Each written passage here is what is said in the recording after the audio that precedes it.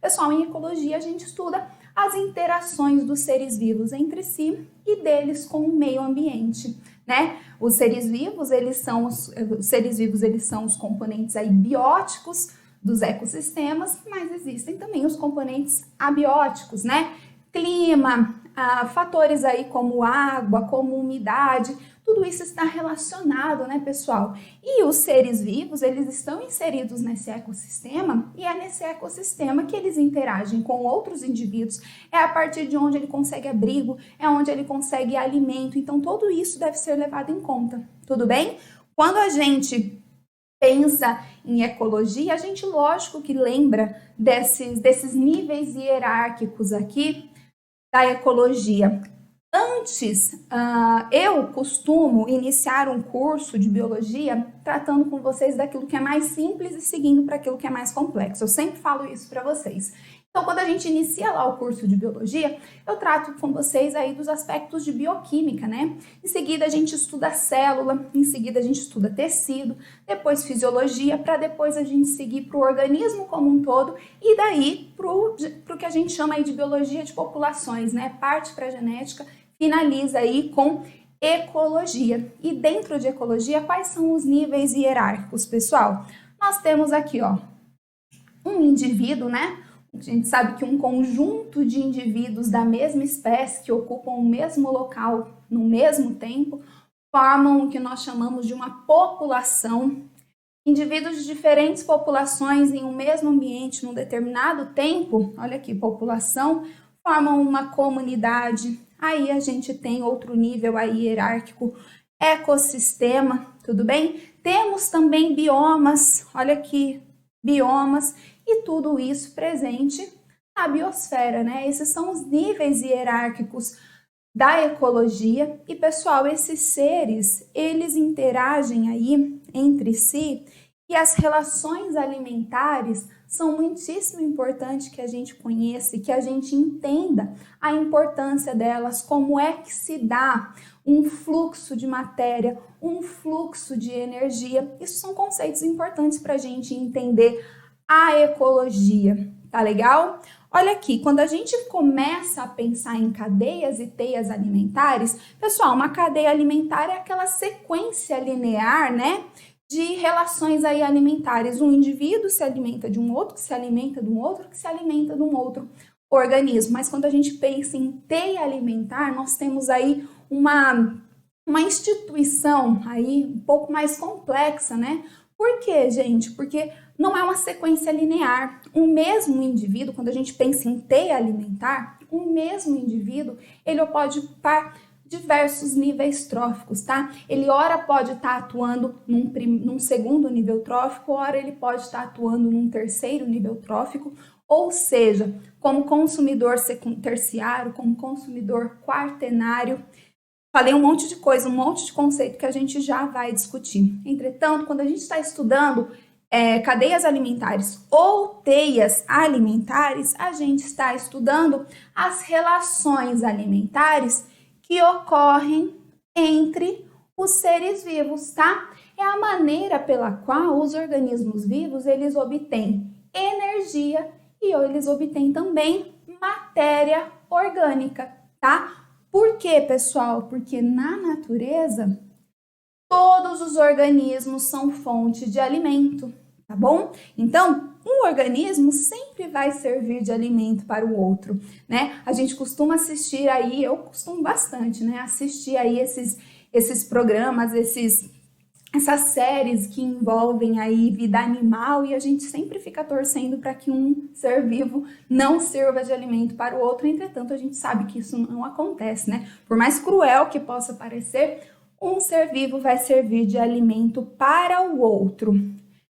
Josi, pessoal, o pessoal que está perguntando aí sobre material, esse material foi enviado para o estúdio, foi enviado para o jornalismo. Eu não sei se eles estão disponibilizando aí, mas eu mandei para que fosse disponibilizado. Se puder disponibilizar, eles colocam aí para vocês, tá legal? Bom, pessoal, mas a aula ela vai ficar salva, tudo bem? A aula ela vai ficar salva aqui no nosso canal do YouTube do Estratégia Vestibulares. Vou voltar aqui então agora para o nosso assunto. Estamos falando de cadeias alimentares, tá? Cadeias alimentares e que todos os seres vivos servem de alimento para os outros e é através da alimentação que os seres vivos eles obtêm energia e que eles obtêm matéria orgânica. É isso. Então, olha aqui para essa cadeia alimentar, a estrutura dela, que a gente precisa conhecer muito bem como que se dá essa estrutura. Por quê, pessoal? Porque lá no Enem pode perguntar para você, olha, tem uma cadeia assim, assim, assado, o organismo tal, ele ocupa qual nível trófico? Ele é um consumidor primário? Você vai saber isso? Vai ter que saber isso. Bom, então vamos discutir como que se dá essa estrutura, tudo bem? Olha aqui, temos uma cadeia alimentar aquática, tá? Cadeia alimentar aquática, e temos nessa cadeia quais organismos vivos? Eu vou apontando aqui com o laser, tudo bem? Temos fitoplâncton, krill, pinguim e temos uma foca, ok? Fitoplâncton, pessoal, eles são capazes de produzir o seu próprio alimento. São os organismos que compõem o fitoplâncton são organismos autotróficos, são organismos produtores. E sendo assim, eles ocupam o primeiro nível trófico nessa cadeia alimentar. Bom, os organismos que se alimentam do fitoplâncton, eles vão ocupar um segundo nível trófico. E eles serão o quê? Eles serão consumidores primários, tudo bem? Quem se alimenta de um consumidor primário é um consumidor secundário e ocupa o terceiro nível trófico. Quem se alimenta de um consumidor secundário é um consumidor terciário, que ocupa um quarto nível trófico. Pessoal, percebam que as flechas, elas saem dos organismos que servem de alimento em direção ao organismo que se alimenta, tá legal? Esse sentido da flecha é importante que vocês conheçam. Vejam que aqui nós temos os organismos decompositores. Quem são organismos decompositores? São decompositores, fungos e bactérias. Qual é a importância deles nos ecossistemas, pessoal? Eles reciclam matéria orgânica. Tudo bem? Através da decomposição, eles transformam matéria orgânica em matéria inorgânica simples. E essa matéria inorgânica simples que fica presente ali no solo fica disponível para ser incorporada novamente e ser transformada novamente em matéria orgânica, tá? Professora, os organismos decompositores, eles são representados nas cadeias alimentares? Não, tá bom? Por quê? Porque os organismos decompositores, eles fazem a decomposição de produtores, de consumidores primários, secundários, terciários. Então, eles não são representados, mas vocês têm que saber que eles estão presentes, vocês têm que saber a importância deles, ok? Bom, olha aqui então, temos essa cadeia alimentar com 4 níveis tróficos, tudo bem? O que está sendo transferido de um nível trófico para o outro aqui? Está sendo transferida matéria orgânica e está sendo transferida energia. Pessoal, a energia, ela é produzida por todos os organismos? Isso é importante. Não é produzida por todos os organismos. A energia, pessoal, é produzida pelos organismos produtores. A energia é produzida, estou falando, repetindo, porque isso é importantíssimo. A energia, ela é produzida aqui no primeiro nível trófico, tá legal? E ela, através da alimentação, é transferida aos níveis tróficos seguintes, tudo bem? Bom, a energia, ela é reaproveitada depois? Não, pessoal, a energia, como eu disse, ela é somente produzida no nível dos produtores, pelos organismos autotróficos. E qual é o fluxo de energia, então? O fluxo de energia é denominado unidirecional, ok? E decrescente, tá? Unidirecional porque ele se inicia ali no nível dos produtores e ela vai sendo transferida até o último nível trófico. Não retorna e ela é decrescente por quê? Porque todos os organismos, eles obtêm energia, mas eles gastam energia também.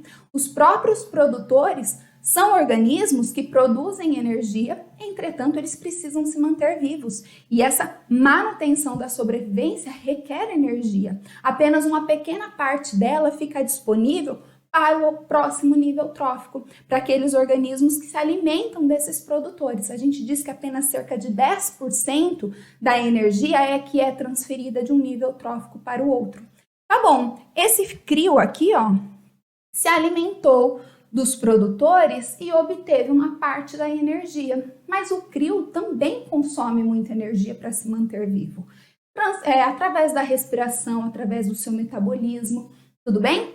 Os pinguins, então, eles vão ter que se alimentar dos crios, de uma grande quantidade de crios, para que eles tenham energia suficiente para suprirem as suas necessidades. E aí o pinguim também só transfere para a foca uma partezinha dessa energia. Percebem por que o fluxo de energia é unidirecional e decrescente?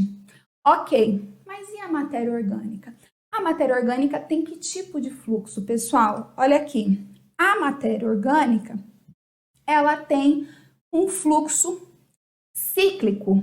Por que um fluxo cíclico? Já falei para vocês, o que os organismos decompositores fazem? Eles decompõem matéria orgânica, transformando esses compostos complexos em compostos inorgânicos simples, tá? Os produtores, eles acabam incorporando essas moléculas de componentes inorgânicos simples novamente. Então, gente, a matéria, ela é transferida de um nível trófico para o outro, entretanto, ela consegue retornar para essa cadeia por conta da ação dos organismos decompositores. Tudo bem isso? Isso é importantíssimo. E eu deixei aqui, então, em destaque para vocês. Fluxo de energia decrescente e unidirecional, produzido pelos produtores. Fluxo de matéria é incorporado pelos produtores e retorna ao ambiente para os decompositores. Ok, gente? Ok. Mas aí, a gente tem que falar de uma outra coisa que é importantíssimo para o Enem. Outros dois conceitos. Bom, a gente está falando de cadeia alimentar. A gente está falando que os organismos, todos os organismos no ecossistema aí, eles servem de alimentos para os outros. Tudo bem? Existem aqueles compostos que não são biodegradáveis. Então, através da alimentação, por exemplo, eu posso acabar incorporando nos meus tecidos compostos que não serão degradados com o tempo, que se acumulam nos meus tecidos. E isso pode ter um malefício aí bastante grande. Exemplos desses compostos que se acumulam nos tecidos por não serem biodegradáveis, quais são? A gente tem alguns pesticidas, como o DDT, tá? A gente tem também metais pesados, como chumbo, mercúrio.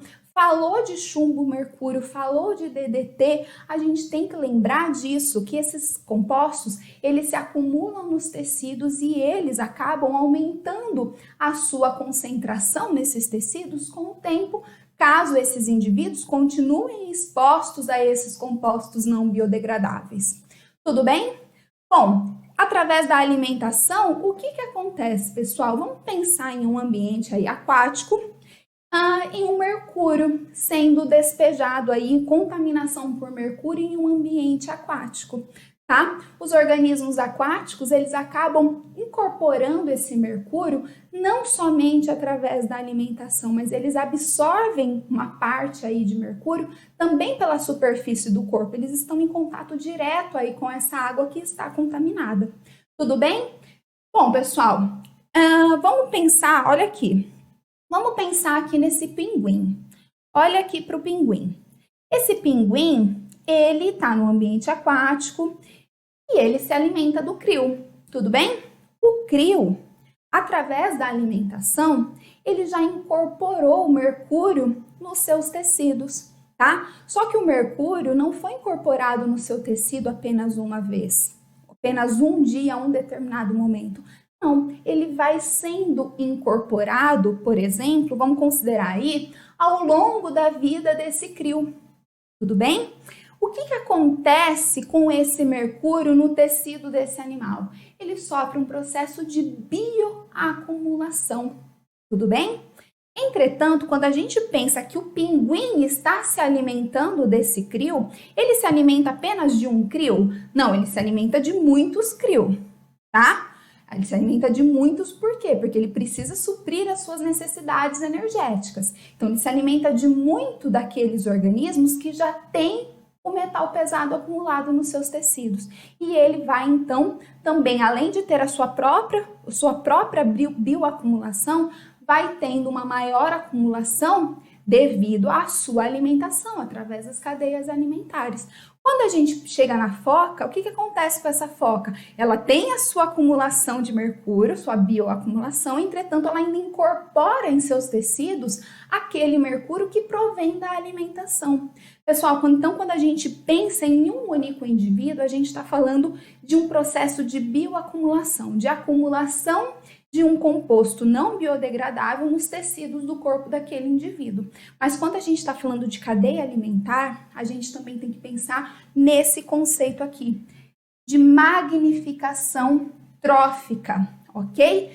É o fenômeno que ocorre quando há acúmulo progressivamente maior de uma substância tóxica de um nível trófico para o outro ao longo da cadeia alimentar, por conta da redução da biomassa, ok? Então, quando a gente pensar nesses compostos aí que acabam sendo tóxicos, que não são biodegradáveis, nessa cadeia alimentar, quais serão os indivíduos que apresentarão maior concentração desse composto em seu corpo?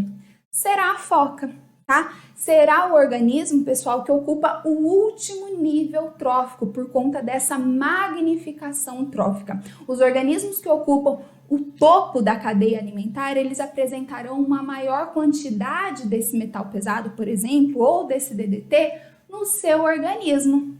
Tudo bem? Então, são conceitos diferentes a gente pensar em bioacumulação e magnificação trófica. Essa questão da magnificação trófica é importantíssima, cai no Enem, tá? Então, falou mercúrio, falou chumbo, falou DDT, a gente tem que lembrar desse processo de magnificação. A gente tem que lembrar que os organismos que ocupam o topo da cadeia, eles apresentam maior concentração do composto no seu organismo.